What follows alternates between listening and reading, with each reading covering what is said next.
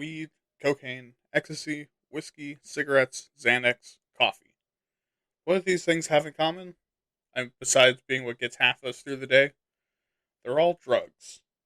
And since the beginning of humanity itself, we've had a near fetishistic obsession with them. Is that really our fault? Or are we built like that? Today, we're going to talk about the history of drugs, what their place in America is, and what we're doing about it. And like every other episode so far, I went into this really thinking that I knew what I was talking about. And wow, was that dumb. Drugs are a hard topic because, like the desires for some good fucking and some good DACA, it hits our little monkey brains in just the right place to make us love it. So without further ado, let's get into this episode of Why Aren't You Talking About This?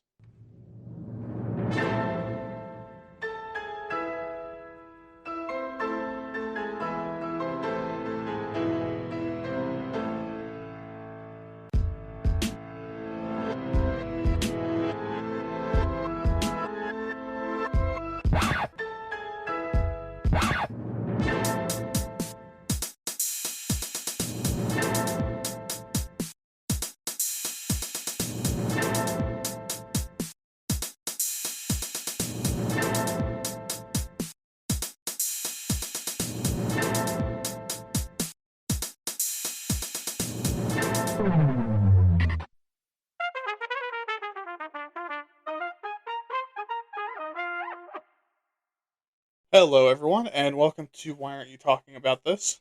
Welcome to the third episode. I am your host, William, and thank you for listening and for showing up on class on time. There will be a test. However, you found this podcast via a recommendation from your favorite Tinder-based hooker, or you're obligated to listen because you chose to be within 3 degrees of separation from me. It means the world that you're listening. I'll be your drug-free drug Sherpa as we dig in this topic and try desperately to avoid the FBI finding my search history from the last 3 episodes. Since this is the third episode in a batch of 3, I don't have any of your hopefully lovely and supportive comments or feedback to share, so instead I'll give a recap of what it is I do here.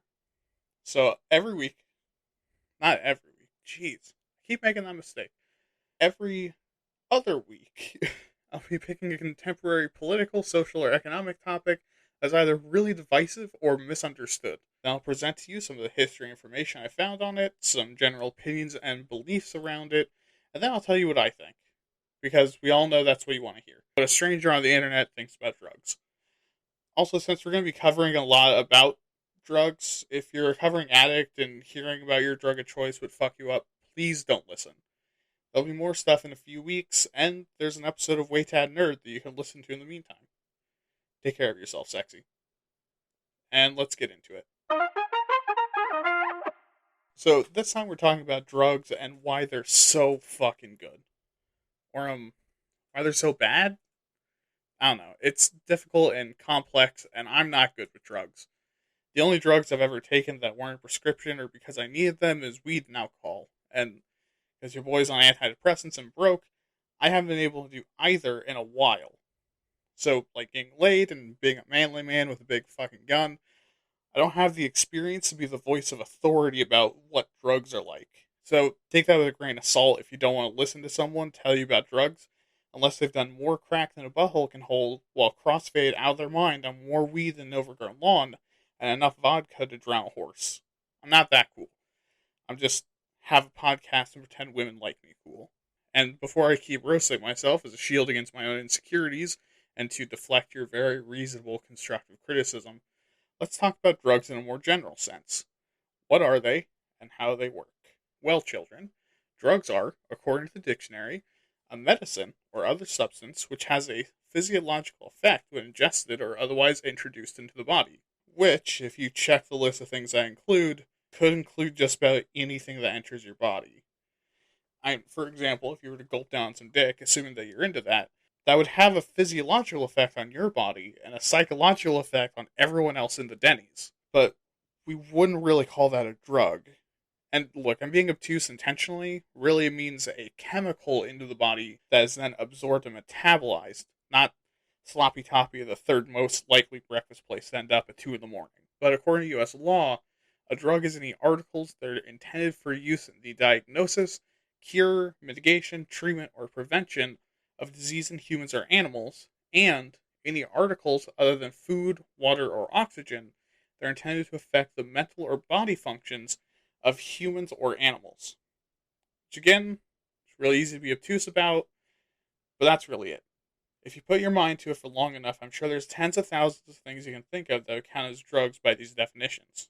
But how do they work? Basically by interfering with our brains. By using a drug, it'll block your neurotransmitters and or manipulate how your brain processes them for an effect. So for example, a drug like cocaine causes your brain to overproduce dopamine and norepinephrine, making you feel a lot better about yourself and feel a lot more focused. Of course, a lot of drugs, like weed or painkillers, just straight up clog your neurons, making it difficult for brain signals to get transferred and chilling you the fuck out. Or shrooms just wax the whole thing up. If other drugs are like modifying your PC to make it run exactly how you like it, hallucinogens are downloading a few sketchy apps and then pouring maple syrup in the case. Like, it's still a computer, but until that shit gets out of it, it isn't running how it should. Or in other words, it just fucks your shit right up. But now we're going to go over the 7 kinds of drugs, just to make sure we all understand the terminology I'm going to reuse for the rest of the episode. These are brought to us by the DRE, by the way. And no, not Dr. Dre or Digital Rectal Exam, which were my first 2 mistakes. It's the drug recognition experts, which was what they called me at community college. The first type of drug is central nervous system depressants. These drugs increase the amount of gamma aminobutyric acid in your brain. Gamma aminobutyric acid, or GABA, if you sit to pee, is a neurotransmitter that makes your brain slower. This category includes alcohol and barbiturates, which is why doing just about anything is hard when you're drunk because your brain literally can't coordinate your body, conscious thoughts, and instincts anymore. However, antidepressants are also in this category because your brain isn't producing enough neurotransmitters, so flooding your brain with the chill out homie chemical helps you to not want to die every second of every day. Helps. The second type is central nervous system stimulants. These guys fuck up your production of dopamine and norepinephrine.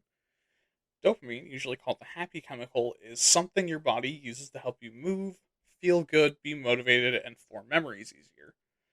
And norepinephrine changes your blood pressure, makes you more alert and sensitive, and carries messages to your nerve endings.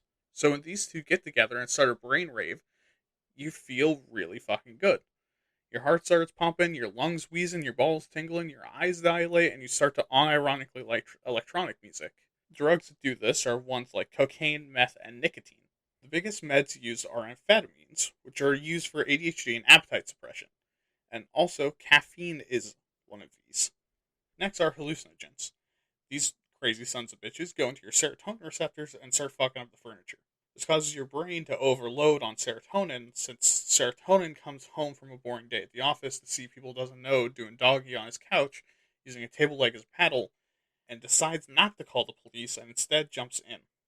And if this happens enough, since serotonin affects how you perceive reality, everything starts going real wacky. Since your brain can't figure out what's reality and what's a dream, what's an actual dick or just someone's weird elbow, your entire perception of reality just goes absolutely nutters. While there aren't medications yet, there is some promise using things like LSD and shrooms to help manage trauma, which is why the hardcore B&E orgy metaphor makes sense. Sometimes you just need a B&E BDSM orgy to take the edge off. That definitely wasn't just a sloppy, dirty joke. Dissociative anesthetics like PCP and cough medicine, which is a fucking wild difference, literally just blocks the doors to the pain receptors like a Karen wanting 30 cents knocked off the price of corn, which causes you to feel invincible in high doses, and it basically does since pain compliance doesn't work anymore and you don't stop if something hurts you. Which is why some people on PCP can literally walk through a shotgun blast to the chest because their brain didn't get the memo that their entire fucking ribcage snapped open like a Kit Kat bar.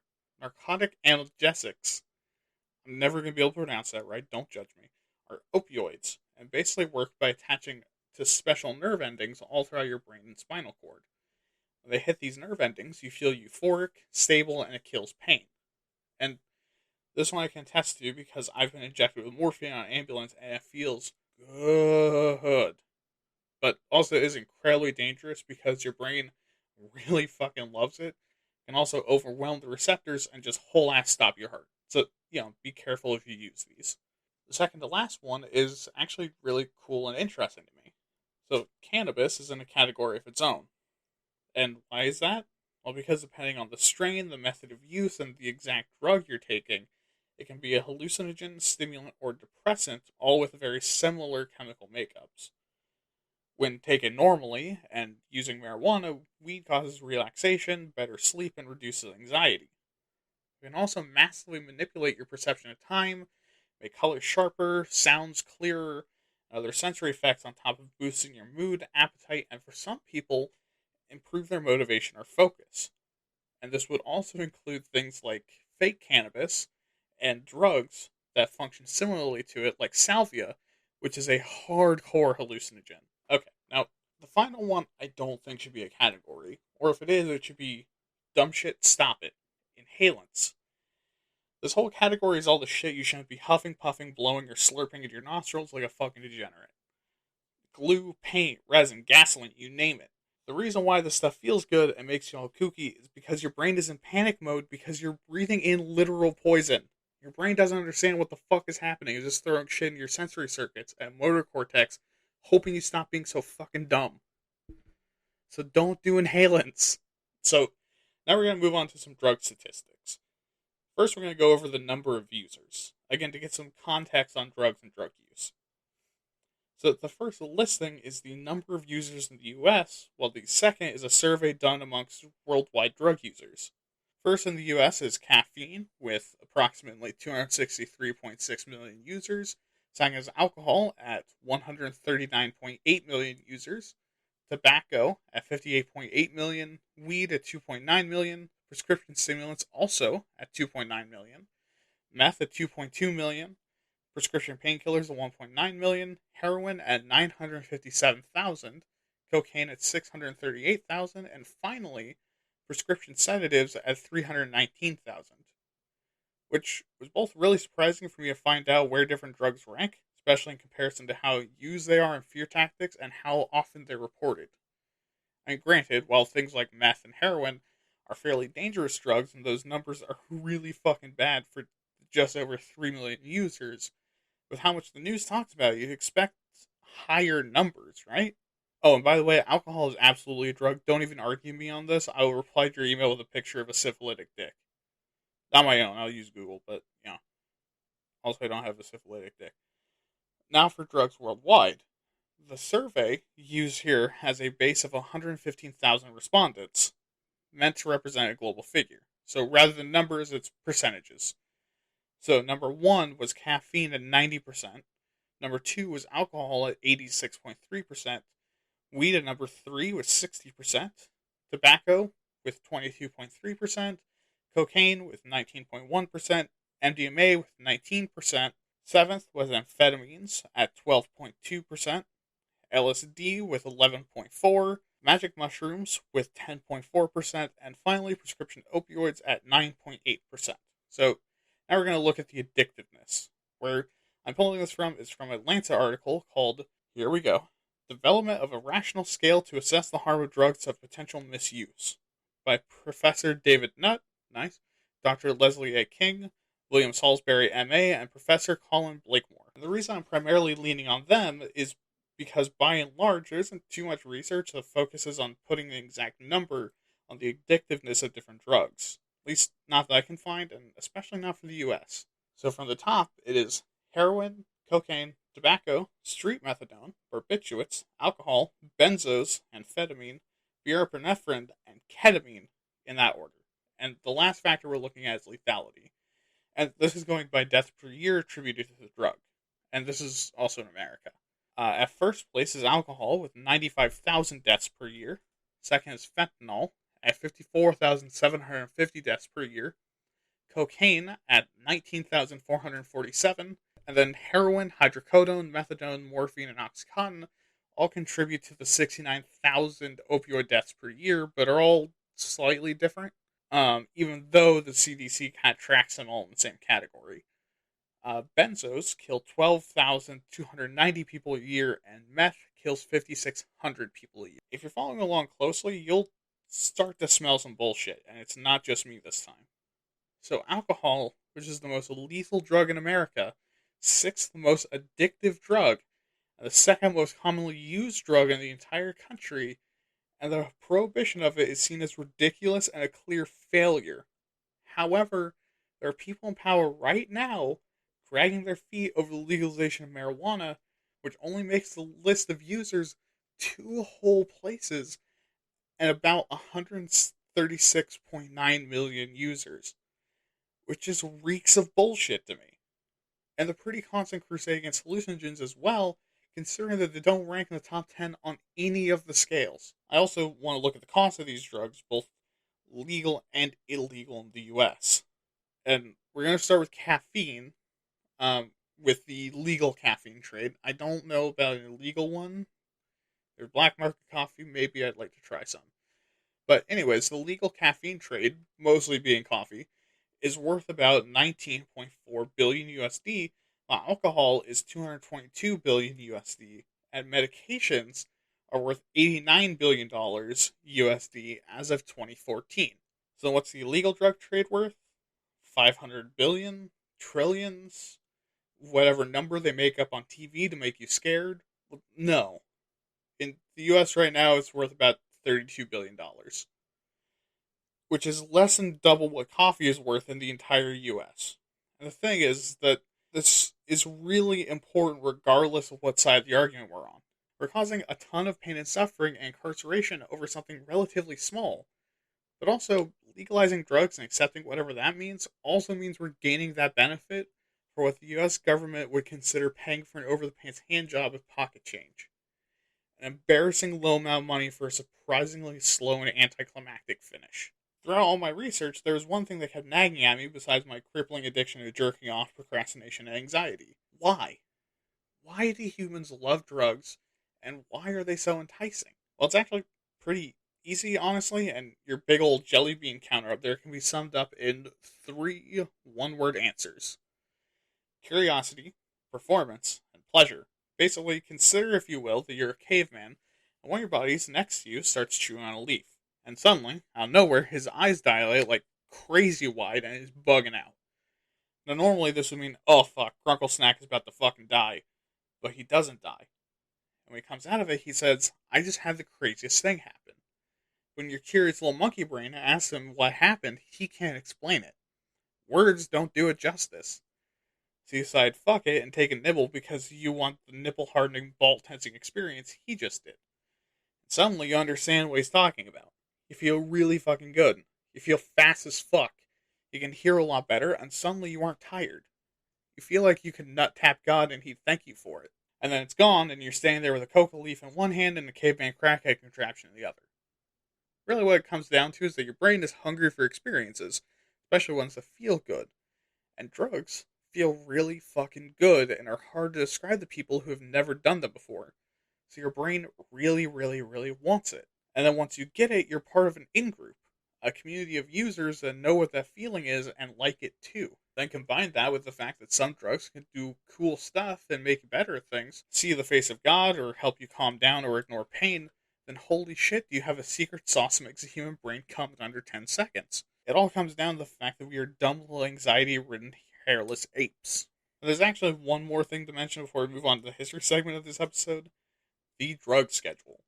And this ain't your grandma's little plastic week planner of special candy you could eat as a kid. It's what the US government uses to arrest minorities for bullshit. Oh, sorry, I said the quiet part out loud. It's the classification of danger on a scale of 1 to 5. So Schedule 1 is high risk of addiction with little to no medical use.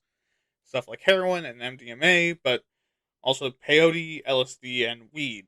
So, not a perfect system. Schedule 2 are very dangerous drugs that have a high risk of being abused and are likely to kill their user eventually. This is stuff like meth and crack, which makes sense, but also they include fentanyl. Think about that. Schedule 3 are all the drugs that have a risk of some kind of addiction or physical dependence happening.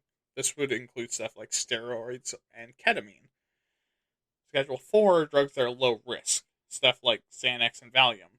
The stuff that's notorious for never being abused, especially not by incredibly successful rap artists. Schedule 5 drugs are ones that are mostly considered safe with low likelihood dependency, like cold medicine and the stuff they let children eat. This schedule system, as you can probably tell by the fact that ketamine, meth, and fucking Valium are all considered less harmful than weed, is broken and probably has some racist or at least political agenda tied to it.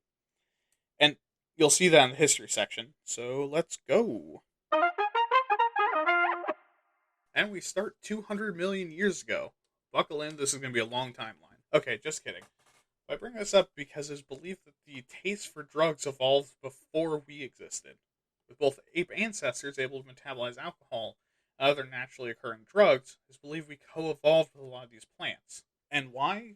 Well, the best guess researchers can come up with is that social animals like us use drugs as a bonding experience, and the plants like it because the dirty little pervs can cover us in pollen, and they have a vor fetish. I'm kidding about one of those. It's up to you to decide which is. Where we actually start are two very slim dates from a very long time ago. The fourth is 40,000 BC, where the concept of both war and hammers were a pipe dream at best. Around this time is the first evidence that Aboriginals in Australia were smoking something similar to tobacco. This is accurate. That means humans doing drugs about 10 times older than the concept of land ownership. Similarly, probably just as old are the uses of drugs. Just about every known culture in the world, drugs are used for ceremonial and religious purposes, as entertainment, and for curative powers. Most of this general world timeline is going to be focused primarily around alcohol, seeing as the story of drugs is kind of just going through human history and saying, yep, some of us fucked up while that happened. So we're going to focus mainly on drinking. And the first evidence of intentionally making alcohol comes from either 11,000 BC in Israel or 7,000 BC from the Henan province of China. In both of these cases, scientists found trace elements of alcohol in clay vessels or rocks with divots in them. This makes the creation of alcohol officially old as shit, and anywhere between 3 to 7,000 years older than society itself. But really solid evidence comes from Georgia, the European one, not the American one, about 6,000 BC, which is still old as shit. Only about 1,000 years later do we have solid evidence of the use of tobacco in the Americas. But by 3400 BC, there's the evidence of opium in Egypt and Mesopotamia as a medicine and as something to do. Because if you didn't know it before, unless you're really poor, really powerful, life is boring as fuck for the most part back then. And again, to the Americas at about the same time, there's evidence of coca leaves, which cocaine is made from, being used as early as 3000 BC. This is also when a legend from China states that the origins of humans using caffeine was when leaves from a tea tree fell into boiling water and gave the emperor the Scooby-Doos in a good way. But we know for a fact that caffeine from coffee was likely introduced in the 1500s from the Middle East. But not everything is happy and kumbaya. The human brain wasn't evolved to consume very many drugs or very much at one time, since those plants were kind of rare and hard to distinguish between the good time petals and the blast from both holes to death petals. So the brain didn't evolve to have a control switch or button to tell us when we're using too much. Which means that we figured out, oh shit, we can bend nature to our will and did in agriculture. We learned which plants made us feel all tingly in our tummies and grew them. And thus, addiction is born full force. Coming straight out of the womb, kicking, screaming, and mugging the nurse for crack money. Anyways, back to booze. Alcohol was used for a long time, including up to the last few centuries, as both a diluting agent and a medicine since at least 2100 BC, alongside cannabis, which had been used in medicine in China starting around 600 years before that. Alcohol was a diluent because in areas where there were disease or polluted water, the alcohol would help to kill microbes. So you'd add wine or beer, most of the alcohol that exists until the ADs, to make water safer. But unlike what some people will tell you, people didn't walk around drunk all the time. Rather, this was a strategy you'd employ when half the village was shitting and pissing and puking all over the place, since there was probably something in the water. In some truly massive metropolises, this would be used more commonly, like when the River Thames would do its bi-weekly give everyone dysentery it's now famous for. Alright, now we're going to be a little less meandery, since there's some really clear stuff that starts happening. So, beginning in the late Middle Ages, around the 1500s, humanity started to realize, maybe all this drinking and drugs isn't a great thing to promote. And the narrative in Europe shifted from booze as God's glorious love sauce raining from heaven to a more neutral stance that overdrinking and drunkenness counts as the sin of gluttony. However, around the same time, spirits were invented. Spirits are high-proof alcohols made by distilling, and because they were so goddamn strong, they were initially meant only as medicine. But in Britain, after Parliament passed a law meant to encourage people to produce them with grain alcohols, spirits very quickly became a drink because there's way too fucking much of it to lie about it being a medical thing anymore. People don't make enough medicine to drown village in. They make literally 3 vials and sell them at $2,400 like a true American capitalist, like those big pharma assholes that I really wish ever had to live with the consequences of their actions. Yeah, I miss the days that we could just storm their house with pitchforks and eat their fucking liver, then charge them $4.5 million to not die every day of their fucking lives. Anyways, alcohol, over the next few centuries, slowly slipped closer and closer to being Satan's taint drippings, and a lot of people in the West very quickly decided, fuck this shit. In the 20th century, the West did a whole lot of prohibitioning and moralizing about it. And, I think we can see where that went. Okay, so I know that was pretty fast, but the American history is so fucking dense that we need to get into it. So jumping all the way back to 1607 with the colony of Jamestown. Now, if you know your colonial history, you know that Jamestown was basically shit out of luck from day one. They arrived too late to plant crops, the land was drier than Melania Trump within 100 feet of her husband, and most of the colonists weren't farmers. And the first two weren't really their fault, but why the fuck did they not bring farmers with them? Anyways, it's believed that they managed to eke out an existence after, a lot of starvation because of not being farmers by growing pot. Well, more accurately, hemp, and trading that in order to survive both amongst Native Americans and train other colonists. So from the beginning, we were kind of built on drugs. Something else to know about the 1600s in America for the colonists is that while we were still on board with the whole getting drunk is sinful thing, we're also very heavy drinkers from the beginning. Alcohol flowed like rivers during social gatherings, and wasn't uncommon to lure people into attending your stupid fucking flower festival using beer and wine. Whenever there's a barn raising, a birthday, someone needed help finishing their fieldwork, or someone got married, you bet your entire butt and hole someone brought some beer. Which is honestly kind of wholesome and nice. Like you're having trouble building your fence and your neighbors come over to help, and then another neighbor brings the old six-pack, and then boom, now it's a fence building party. In the 1600s as well, Massachusetts made it illegal to smoke in public in 1623. Why? Because fuck you, that's why. No, I just straight up don't know. I tried looking into it, and the best I found is, it's fucking smoke. It smells like assholes and Indians in here, and so they banned it. So, now we move on to the 1700s, starting in 1760, when one man was brave enough to stand up to Massachusetts over 100 years later. And that was Pierre Lorillard, who founded P. Lorillard, America's first tobacco company, with the most unique name ever. Then in 1773, America's coffee obsession started with the Boston Tea Party. If you aren't familiar with history, basically the British Parliament decided we needed to pay higher taxes on luxury goods and property, and tea was part of it. So one night, a bunch of dudes dressed as Native Americans broke onto a British ship carrying tea and threw it all into Boston Harbor. And from that day on, Americans drank coffee in solidarity for the Boston tea. What really helped out is that the French also like coffee, and we like the French.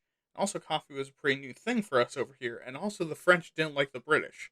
So all that combined basically meant that if you saw a dude drinking coffee as a British soldier during that time, start running before they pull out the yellow snake flag. Unfortunately, all is not good for American drugs.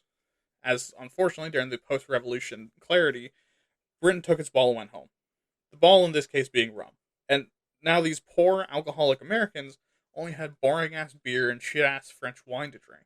Until some good old boys in Kentucky and Tennessee made whiskey from corn, and suddenly America had its own freedoms per bald eagle drink to call its own. In fact, we made so much of it as the alcoholic little scamps that we are, that it became cheaper than beer for a while. Which is dirt fucking cheap. Going to the 1800s, marijuana plantations began flourishing basically everywhere from New York to Mississippi.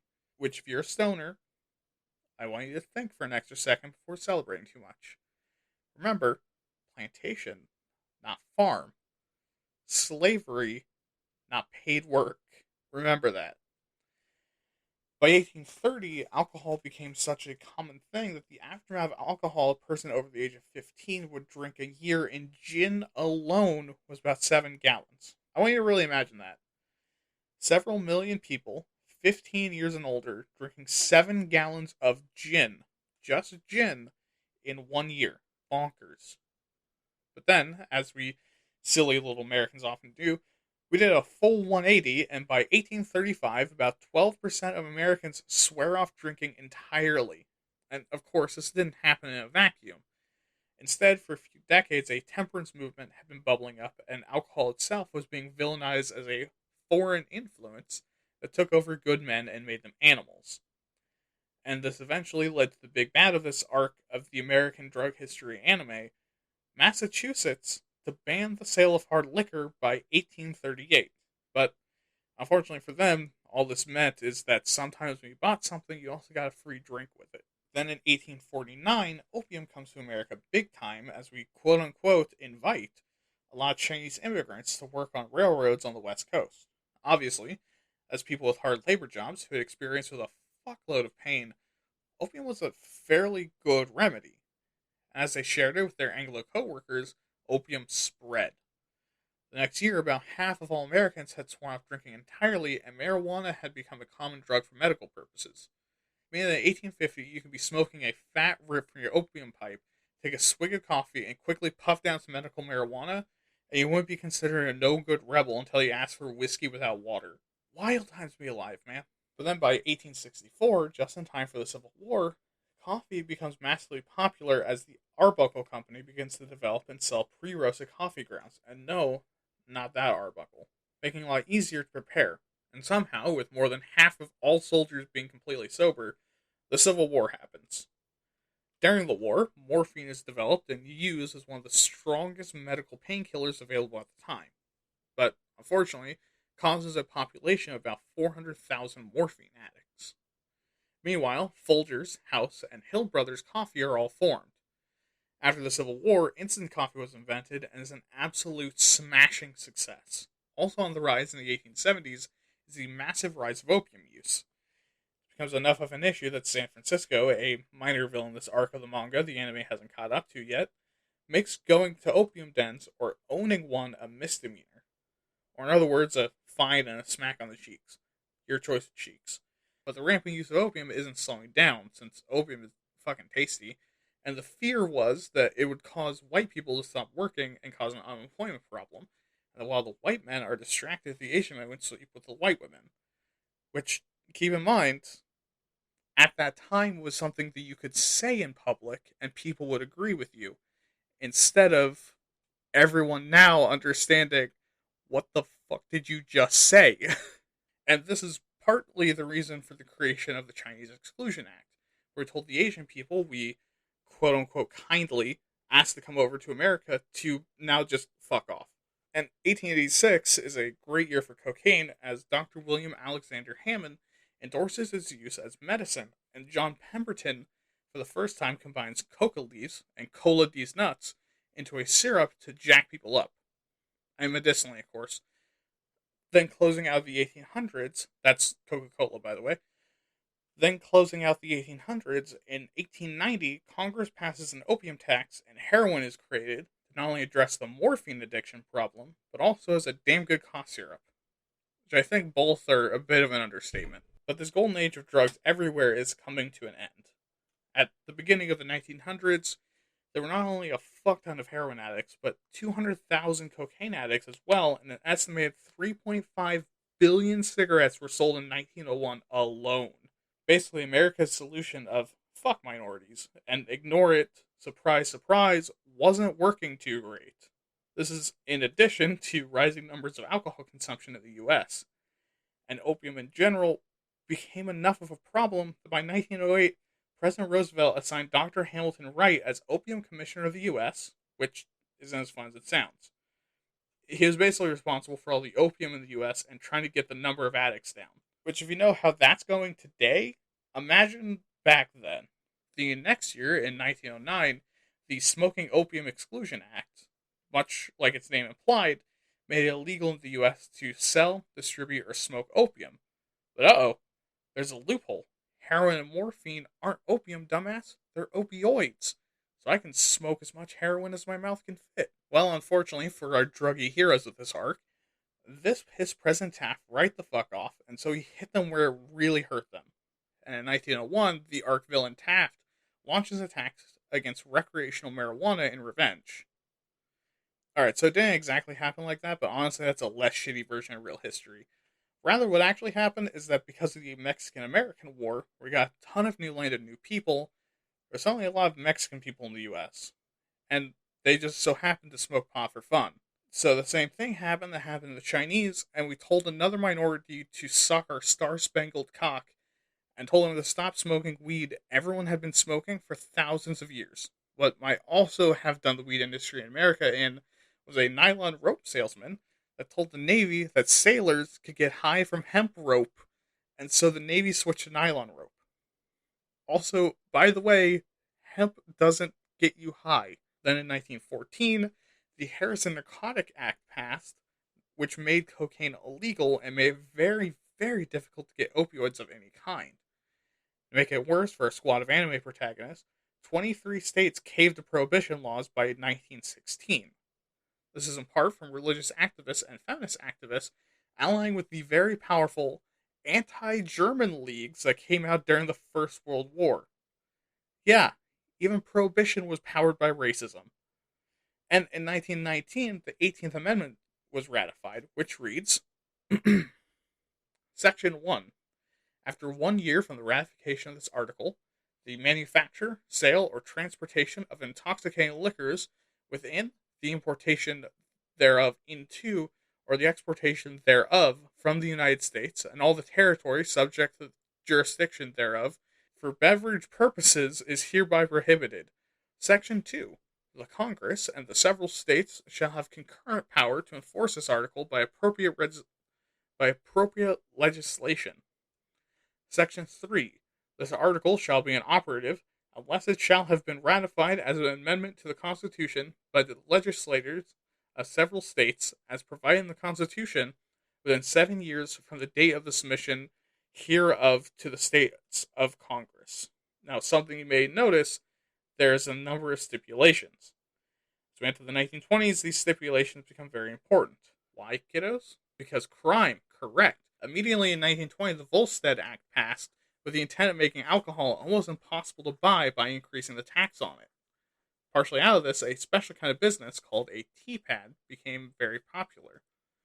These places were small businesses you could go into to smoke marijuana and were associated with hipsters, a black movement that were honestly kind of similar to the hipsters of today.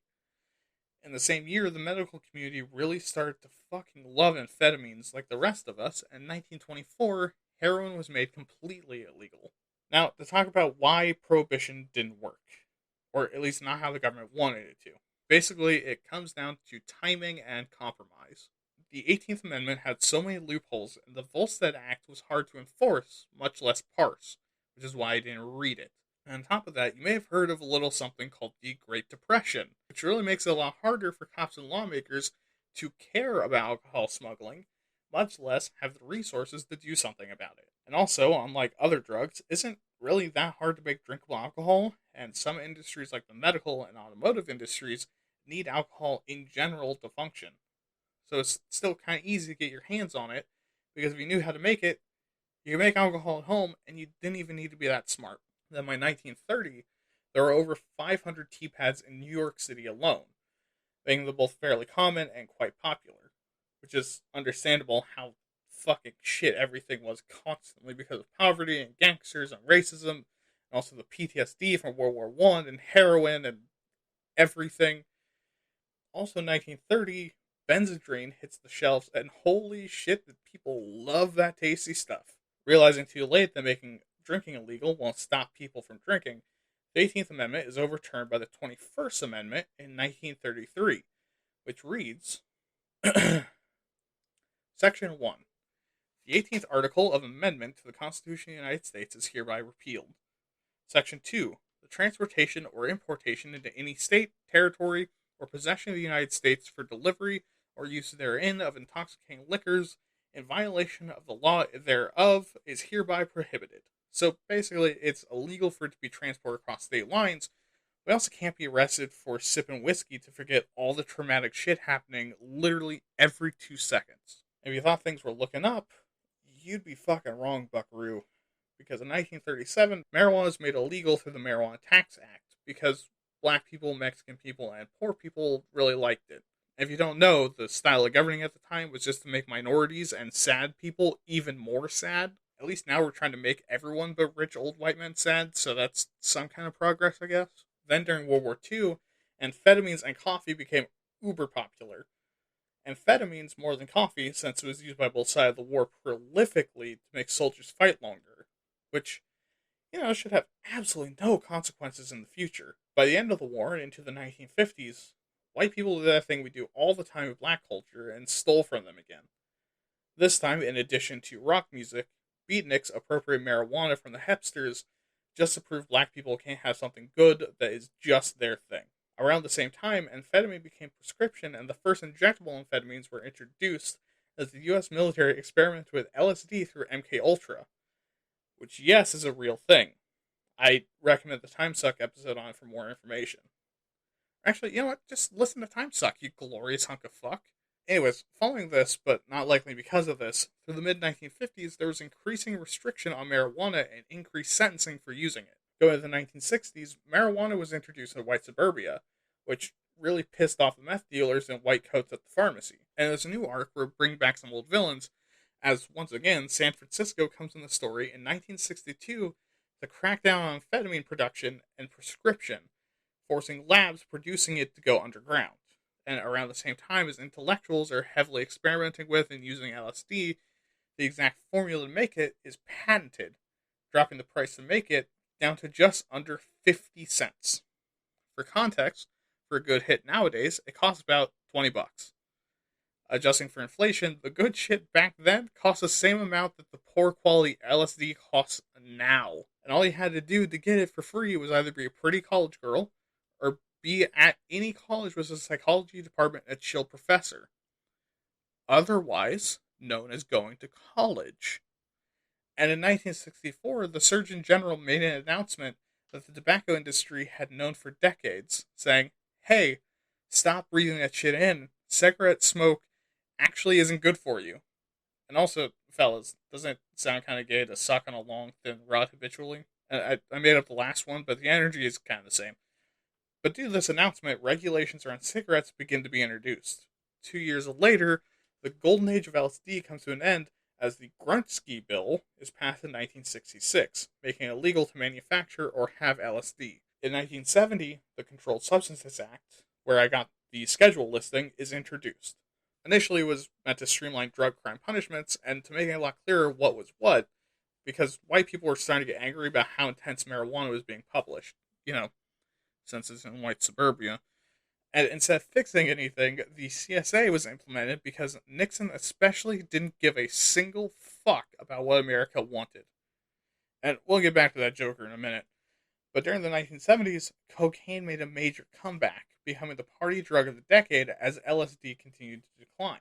Unfortunately, the people of the 70s didn't learn the lesson from opium or cigarettes and saw cocaine as a harmless, non-addictive drug that you could basically just use whenever for whatever with no consequences. And in 71, the National Institute on Alcohol Abuse and Alcoholism was funded to study the effects and addictiveness of alcohol. In the same year, coffee receives a massive revitalization and changes completely forever. While before, most coffee was made and drunk black as tar and strained through the sweatiest boot you could peel from a homeless Korean vet, Starbucks enters the game and stirs shit up. Suddenly, coffee isn't the quickest way to get some caffeine into your fat fucking cheeks.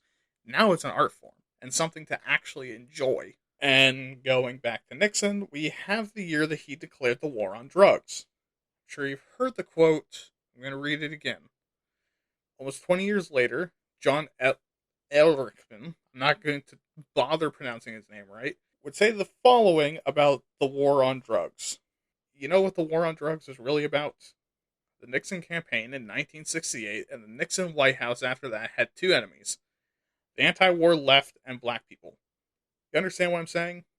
We knew we couldn't make it illegal to be either against the war or black. By getting the public to associate the hippies with marijuana and the blacks with heroin and criminalizing both heavily, we could disrupt those communities. We could arrest their leaders, raid their homes, break up their meetings, and vilify them night after night on the evening news. Did we know we were lying about the drugs? Of course we did. And, fuck me, that is heavy. The man literally just said the quiet part out loud and fully admitted that the current war on drugs is to attack minorities and people the government doesn't agree with. Oh, and if you're wondering if he got punished, He founded the DEA with $75 million budget and 1,470 agents. So, yay, America. Luckily, in the late 1970s, Jimmy Carter would come to office, and working with Dr. Pete Bourne would fix this. Kinda, not really, not at all. They pushed for decriminalization, but it pretty consistently got shot down. Just fucking phenomenal.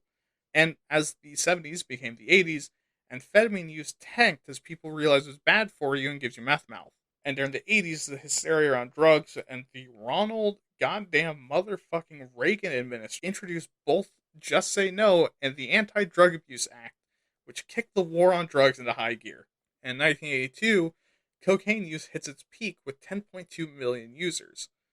Then crack is introduced in 85, and the same year it's found the number one cause of death amongst women was lung cancer associated with smoking cigarettes. So, not super helpful in the cause in 1985. You're really supposed to show people the drugs weren't that bad. And then in 1986, the public is stirred up even more as sentencing increases for both crack dealers and smokers. In the 90s, we get introduced to both black tar heroin, the kind of heroin that's, black and tarry, and also meth. And hey, our old friend LSD is back, and much, much weaker and more expensive this time. Which makes sense, that's only made in Northern California. If you've ever been there, you can understand, since nothing good has ever come from Northern California. In 1995, Mexican drug cartels get involved with meth. See, until this point, most meth labs were small operations of like a single lab and a nice, toothless, and gangly old couple offering you a meth pipe and some cookies. And, threatening you with violence if you didn't pay them their fucking money. But in 95, cartels really took over. At the same time, the Clinton administration shoots down all suggestions to maybe do one of two things, which are A, stop arresting black people for crack nearly as much, or B, start arresting white people for having cocaine. Since at this time, the rate of incarceration between the two was 100 crack convictions to 1 cocaine conviction.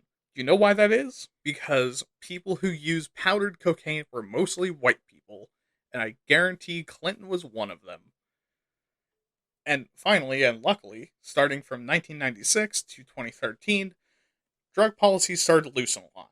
In 96, marijuana was legal for people with health conditions like AIDS and cancer, and by 2013, 40 states had loosened their drug policies in some way. And in 2010, the Fair Sentencing Act reduced the discrepancy between crack and cocaine charges to 18 to 1, which still isn't great, but hey, that's better. And that takes us to the modern day. As you can hopefully see, the history of drugs in the US is older than the US itself. And a lot of that history is mired in moralizing and fucking over minorities as much as possible. So, let's see if it's any better today. It's not better. I mean, I'm sure some contingent of you out there were really hoping this would be the first episode where I said something is actually pretty chill in the US, but that isn't the case. For one, that isn't my personality. I love to complain. But coming off the heels of history, let's talk about drug criminalization. So let's assume we didn't just hear about the history of American drug law oscillating spastically between giving minorities the finger and giving fewer shits than a man who eats only cheese. Why would a drug be criminalized? Well, it would come down to one of two things. First, that the drug itself is very harmful to people doing it and the society they are part of, and that it just generally causes a lot of harm. The thing that jumps to mind for me are things like meth, that just in general fucks with your entire brain pan, and deadly things like fentanyl that'll kill you really easily and really quickly without a lot anyone can do to stop it. Sometimes, like in the most generous interpretations of the opium bans, this can be a response to a social crisis, where a drug is causing issues on such a massive scale it needs to be reined in. The other reason to criminalize the drugs is exactly what Mr. Shit in My Mouth Mommy, John Elkerman, said, to specifically target a group or class of people you can't otherwise target by going after something you know is common amongst them. It's like if you target the alt-right voter base, the government cracked down really hard on incest porn. Rather than attacking them directly, you take aim at a thing that specific group you're targeting usually really loves. And I give these options out of fairness.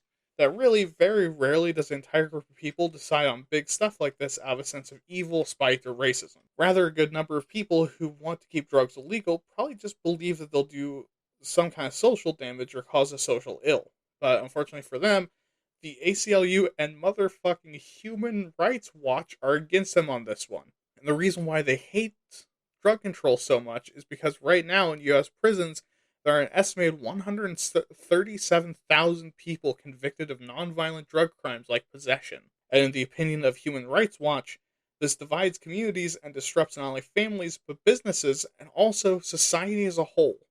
And the people put in prison just end up getting fucked over and hurt and sent down the prison pipeline we have. And like a lot of issues in the US, it overwhelmingly affects minorities, with a majority of those in prison for possession being a minority, which if you didn't know is probably why the ACLU fucking hates it. And here's another fucky thing. 1 in 9 crimes in America are drug related, including possession, and someone is arrested for it every 25 seconds. And for fuck's sake, that's 10 times going from limp dick to nutting. Or 25 times going through all stages of grief, realizing nothing matters and everything is awful and I'm never going to make anything of myself. But seriously, that's a lot of arrests. And with only 137,000 people in actual prison for it, why the fuck are we even bothering? That's such a low success rate. And the other thing about drug criminalization is the sentence length. The minimum a judge has to hand to someone charged with possession is at least 20 months if you're lucky. But federally, it is 81 months. For statutory rape, the minimum is 30 months federally, and for murder, it's 144 months. So for context, if you sell someone weed and get charged federally, you could see at least 2 or maybe 3 statutory rapists get released before you, and you very well might see a murderer get out on good behavior. And again, this is a minimum. You'll spend at least 6 3/4 of a year in prison for having weed on you. But there is some good news in this part of the topic.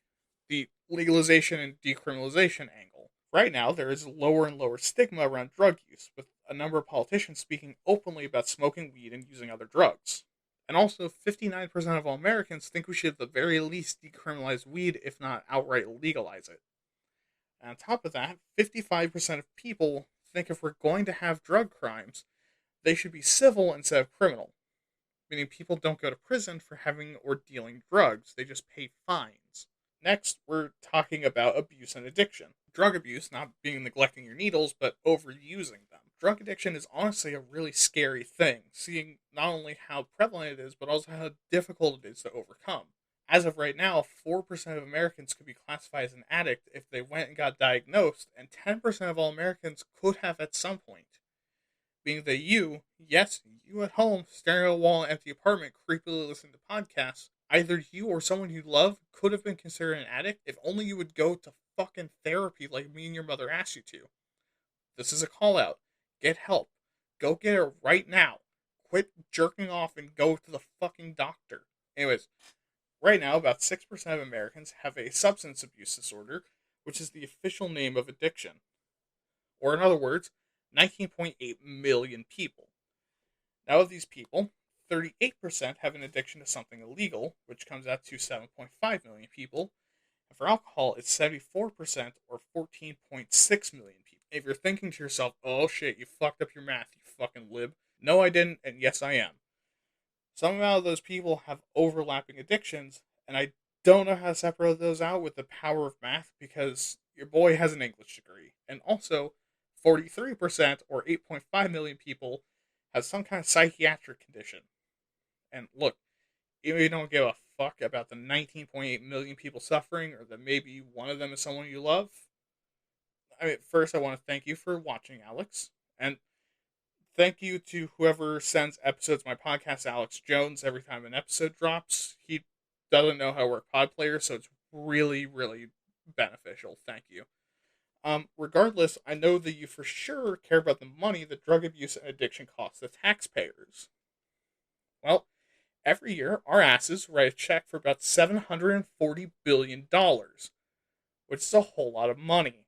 Those accounts for not only medical bills, but also drug-related law enforcement, court fees, and the cost to house inmates. Because a lot of the time, Someone who does drugs ends up behind bars because they do illegal drugs, they'll get caught eventually. They do legal drugs, they'll eventually fuck up and get someone hurt and end up in prison. So, why does addiction happen? The truth is that we don't know exactly. But we do know that about 40 to 60% of addiction can be traced back to your genes. But the rest of it comes from stress, trauma, mental illness, and environmental exposure, which is scary as fuck for me personally. Addiction runs in my family, and so does mental illness. So already I'm conservatively at what? 60 to 70% chance of developing an addiction of some sort? Just fucking great. On top of that, I'm constantly stressed the fuck out. So what, like 75%? Fuck me. And how do we handle drug addiction? Well, like Americans. That is to say, to repress it until you can't anymore and erupt in a fireball of hatred and repress desires and then die immediately afterwards. Which is to say, how most people view addiction as some kind of moral weakness or a lack of willpower. Which, while I hate that, I also understand. And if you look at our history, it seems like from as early as the 1830s, we've kind of just assumed that people who drink constantly aren't addicts, but are instead Satan-suckling gluttons. And a lot of that persists to today, where seeking help for addiction has a stigma attached to it. However, those who either realize they have a problem or aren't given a chance in the matter do have some options to get help. They can take meds to lessen the side effects of drug dependency and cut down cravings, do behavioral therapy to teach themselves coping strategies and to slowly overcome their addiction by sticking to certain behavior patterns while avoiding other ones, or detox and abstinence, where you get the drugs out of your system and then do everything you can to stay away from them. Usually, in the modern day, people are prescribed all three. But unfortunately, like the case of Pusscock or the image of Daddy Sam, it's going to stay with you for either a long time or forever. You'll never be cured or fixed, and you could always relapse. Be it weeks, months, years, or even your entire lifetime. Christ. Alright, so the last major issue with drugs is overdose. And combined with the last point, this is going to get so fucking sad so fucking fast. So buckle in. Back in 2015, the number of deaths we can attribute directly to overdose was 52,404. And in 2020, it jumped up to 91,799 deaths in a year, an increase of about 15% per year, which is astronomically high. By that rate, by 2030, we could expect 137,698 deaths by overdose, which is more than the number of people imprisoned for having drugs on them. And while you'd expect for non-lethal overdose to be climbing at a similar speed, it isn't. Since 2019, the rate has increased by 10%, which is 3.3% per year. And the question is why? Why is it so high? Well, even excluding really deadly drugs, the reasons are the same. Poverty, lack of drug and mental health services, and lack of drug education. Because keep in mind, a lot of people who do drugs are struggling. Because drugs are a great method of escapism and a way to cope with life. So poor people and depressed people and people struggling in life buy it in bulk, meaning that drugs are easy to OD on and can quickly become a death sentence as someone overestimates and dies. Secondly, without drug and mental health services, the risk to overdose increases massively since you don't necessarily have the ability to quit, especially without help. Unless someone intervenes quickly, you'll probably just keep on doing more and more until eventually you fuck up and die. And, of course, is the lack of drug education. Very much like sex ed, drug ed doesn't do a whole lot to help. In most cases, they teach, don't do drugs, kids, and not how to be safe around drugs, including how to use them to not die. So people either learn on the fly or learn from someone with more experience, and you guessed it, often end up fucking dead. Fuck, I'm sorry this segment ended with such a downer. Let's go to the next section. Hopefully there'll be some people to laugh at. Alright, so finally in one of these episodes, I can actually share a liberal conservative viewpoint on the topic.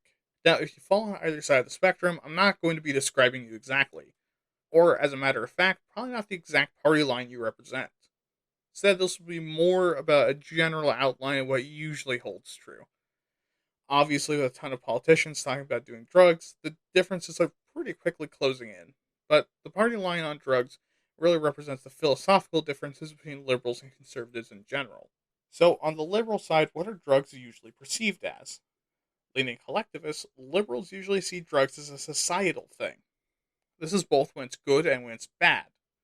Drugs are revenue, a business opportunity for community members, and something to keep people happy. And when it's bad, like with addiction and crime, it is our job as a collective society to fix the issue. That usually means fun little buzzwords like evidence based treatment plans or anti prohibition, philosophical and moral outlooks like addiction being a disease rather than a willpower thing, and arguments that alcohol, a legal drug, is much more dangerous than some of the drugs we call legal. And on the conservative side, drugs are an individual issue. When you're sucking dick in an alley for crack money, that isn't a social issue. That's a you issue. If you feel like it's an issue, it's your job to grip yourself by the grippy socks and pull yourself back on your feet without the government mandated help. However, conservative leanings also generally accept the traditional narrative of drugs being what the kids call a skill issue, and if you can't handle your shit, then you're a scumbag. And even if it is a disease, you should have known better. To their credit, to their credit, conservatives are fans of deterrence like drug education, but also really like the DARE program and harsh drug laws, so the one place where the two sides seem to differ from the general collective individual spectrum is who should care.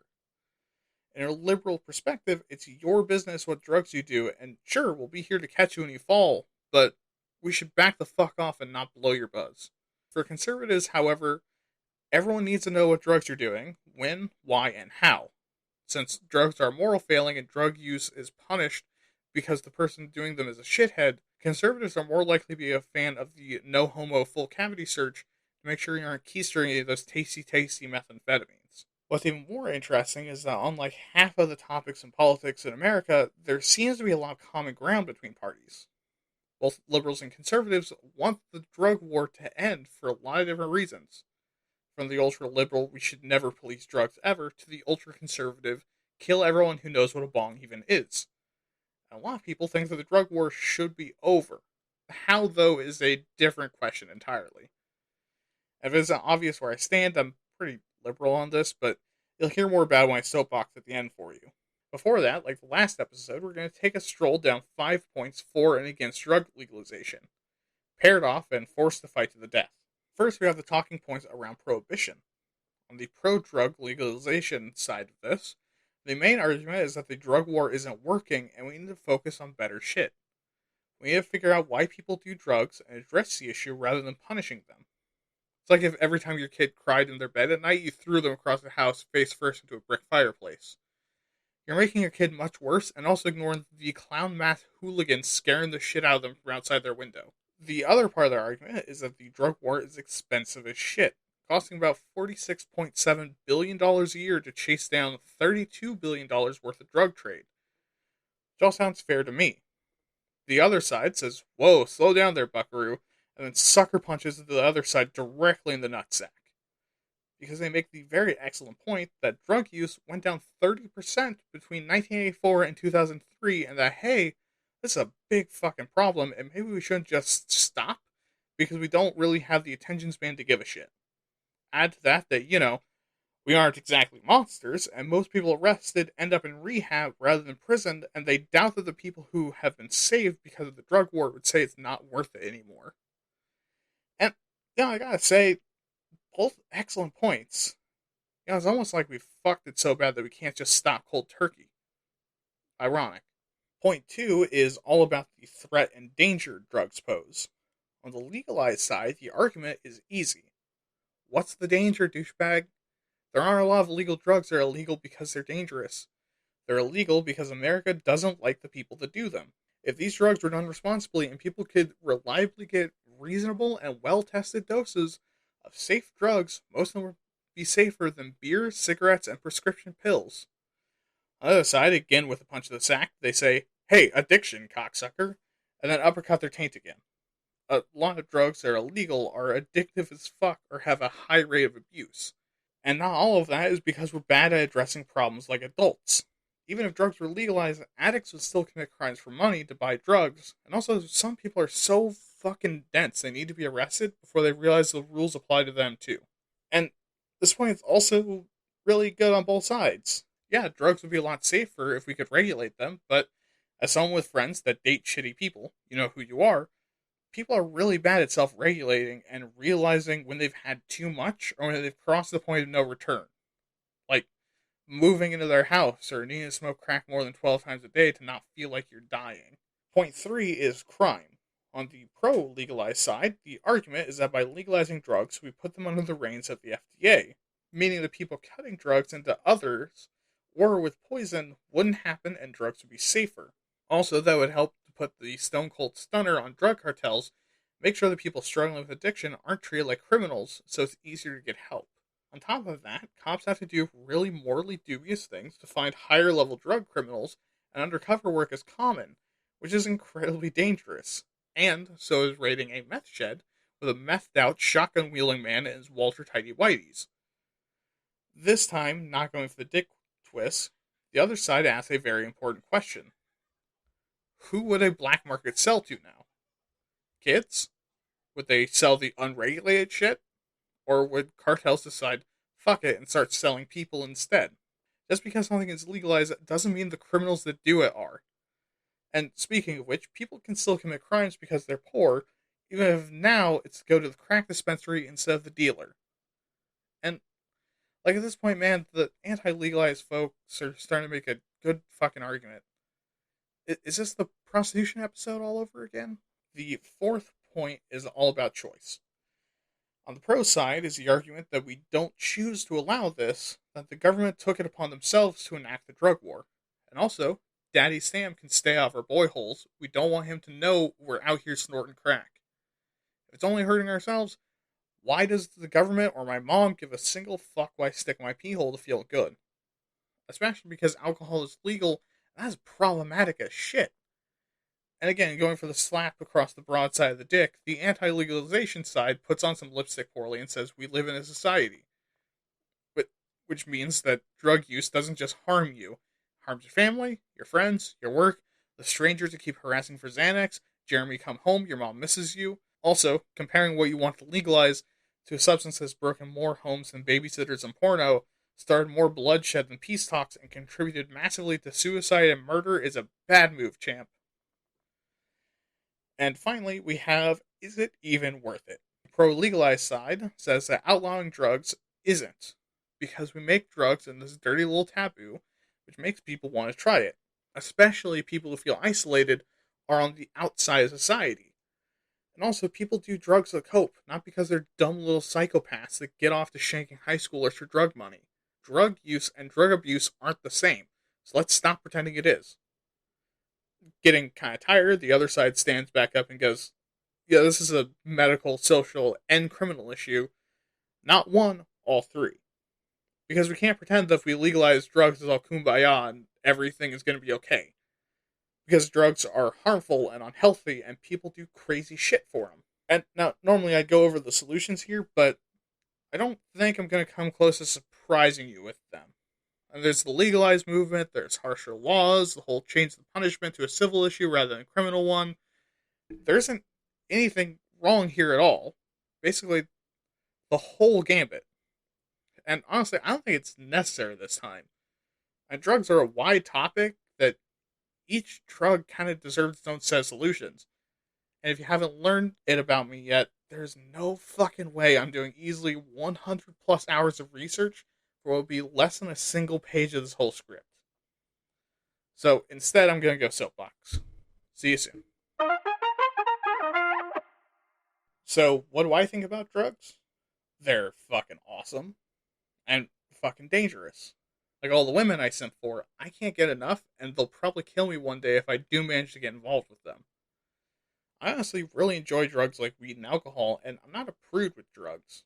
I think in general, people should be allowed to do whatever drugs they want as long as they can control themselves. So, what do I think is the answer? Have you ever heard of the shocker? Or, sorry, I mean an iron fist and a velvet glove. I know it sounds harsh, but it actually merges both sides of the argument from earlier into this one. As a person, I really value both personal freedom and personal responsibility. I also really believe in helping people and having a social safety net. So really, what I'm saying is if I had my way, we'd legalize all drugs and let people do whatever the fuck they want with them until they fuck up or show signs of addiction. And then that iron fist part where someone who sells drugs to kids or drugs that are spiked are thrown in a cell to rot, while someone who's addicted, especially to dangerous drugs, are sent to treatment even if they don't want to be. Is that authoritarian? Yes. But the problem is that we're both evolved to love drugs and not evolved to have so many of them at our fingertips. Meaning that we're going to do them and there's no reason to criminalize that. But that doesn't mean we can let our guard down. Quite the opposite. I think that things that feel good should be experienced, but within reason. And if we do it all the time, it'll hurt us. And here's the other thing. I don't really hate most sides of the drug argument with one exception.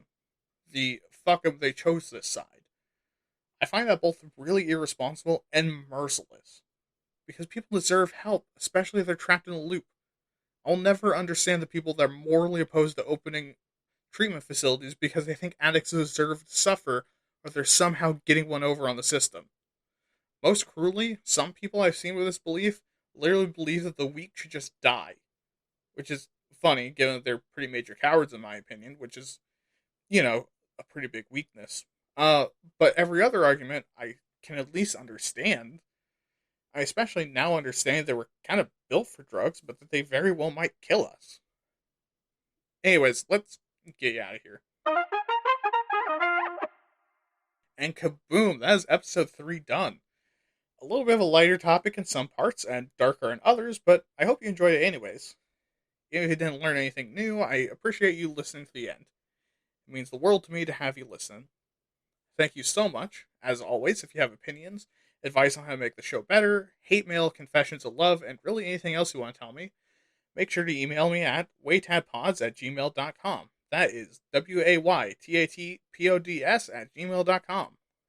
And remember to check out my other podcast, Waytad Nerd, where I do basically the same thing with nerd topics like fantasy, sci-fi, role-playing games, etc., where hopefully the topics are just as interesting and you get to see the English major nerd side of me come out more often.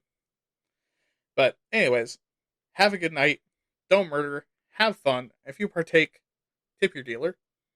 This has been Why Are You Talking About This? And I've been your host, William. Good night.